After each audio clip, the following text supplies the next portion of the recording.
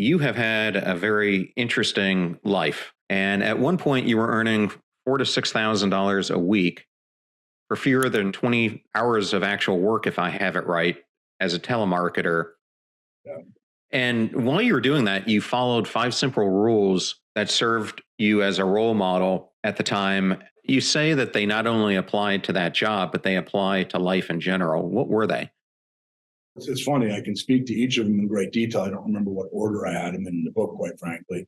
I can flip through it. You don't have to go in order. That specific, just so I get it right, because it was one of my favorite parts of going through it. Thank you for reminding me of that. So the first one, there's a sequential benefit to it, is knowing when to go all in. And in life, there are times where you need to hit the gas and you have to stop thinking about, well, I'm on a losing streak. Well, this just happened. Well, I had some bad luck the last few days, the last few weeks. It's easy to get into a rut or a slump. But the way to break out of that is that when you see a ray of light, man, hit the gas and go. Don't drown in it. The mind is such a powerful thing. And I've read all of these different articles and certain studies that people believe that maybe we tap into 5% of some of the brain's potential. Even if that's off, maybe we're tapping into 10 or 15%.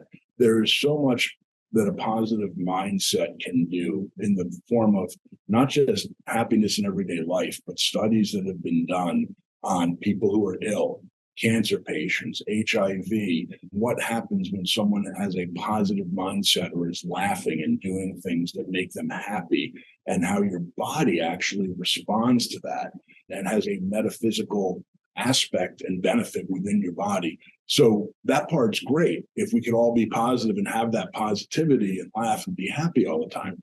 The challenge is life doesn't always point us in that direction. In many ways, we get dragged into the other direction, either by our own doing or our environment or circumstances, whatever they are. And that's where it can become very difficult to pull out. And when you're in a telemarketing environment, the reality is, yes, I was the most successful sales representative, I think, for the full 18 months I was there. And I was making a lot of money. And this was 20 something years ago. I remember dating someone at the time who actually saw the money I was making, and they thought I must have been a drug dealer and made me fly to where the building actually was so they could see for themselves that it was a real business, a real job, and I wasn't doing anything illegal to make that kind of money back then, and in about 20 hours a week. And even with my level of success, 90% of my day, of those 20 hours, let's say, probably 18 to 19 of those hours were being hung up on, people being rude, people saying, oh, yes, I'd like to sign up with you and do the deal. I'll be right back with my credit card, and never coming back, putting someone's credit card in and it being declined. The vast majority of your day as a very successful sales rep in a telemarketing environment is loaded, maxed out with rejection and what you can perceive as failure if you let it. And for me, it was all about having that right mindset, knowing when to go all in. And if 20 people hung up on me in a row, if 30 people hung up on me in a row, the people next to me fell into the normal patterns. They would get sad, they would get annoyed, some would get depressed, some would get angry. That's when you would start to hear, yeah, well, F you too, Mr. Jones, and they'd get fired or suspended. And I just would play mind games with myself, which was, I would say, you know what? 23 people just hung up on me or said no. That's good, because that gets me closer to the person who's going to say yes. And every person that said no, I mentally knew that only got me closer to the yes. And if you believe that, it will happen. It's a statistical fact. I always say that the successes I've had in life, and I've been fortunate to have quite a few of them in different businesses and fields, I was never the best at anything. I just was maybe too dumb to stop getting up. Every time I fall down, I just get back up quicker than anyone else, and I never stop. And the people I read about that inspire me are not people who hit it out of the park on their first venture, or partnered with someone with a ton of money and built a great empire. And there's skill, that's wonderful too. But the people who've always inspired me are the stories about people who failed 10, 11, 12, 13, 15 times, and then their 16th attempt was the one that blew everything up. And people say, wow, so that inspires you, that on their 16th time they had huge success and blew it up. I said, it's their first 15 times of them getting back up that inspired me, because it wouldn't matter. There wouldn't be a 16th time without that. And I come from New Jersey. Anyone who reads the book knows that. I refer to it as the great nation of New Jersey and some other things. But Thomas Edison, the inventor, was a big figure in New Jersey history. And most people know him, the inventor of the light bulb and all these wonderful things, and probably one of the most well-known prolific inventors in American history in the world. What a lot of people don't realize is to have been that successful, he also, by definition, failed more than anyone else in the world. And he is famously quoted as saying, "I did not fail 10,000 times. I simply found that there were 10,000 better ways to do something."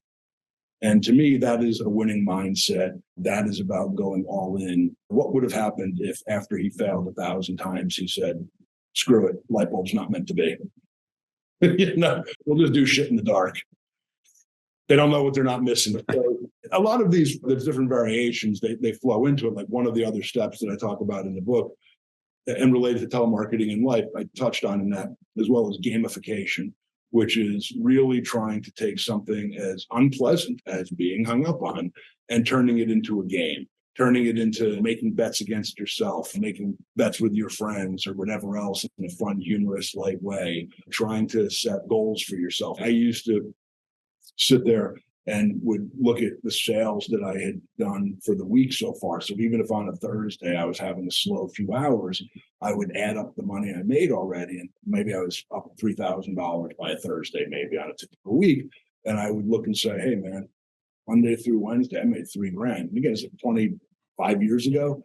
And what am I going to do with that? What's going to be fun with it or whatever?" And anything in the world to take your mind out of, "Oh, I bet you this next person hangs up on me." And I got to tell you, 99% of the people around me, and they were normal. This is the normal mindset of people in those types of situations. Their mindset was, okay, time to go back inside from lunch and get hung up on again. I would literally see that constantly. I really didn't take lunch breaks or snack breaks around people for the most part, because that negativity, which is normal, is so contagious in a bad way. So I would create my own island of positivity.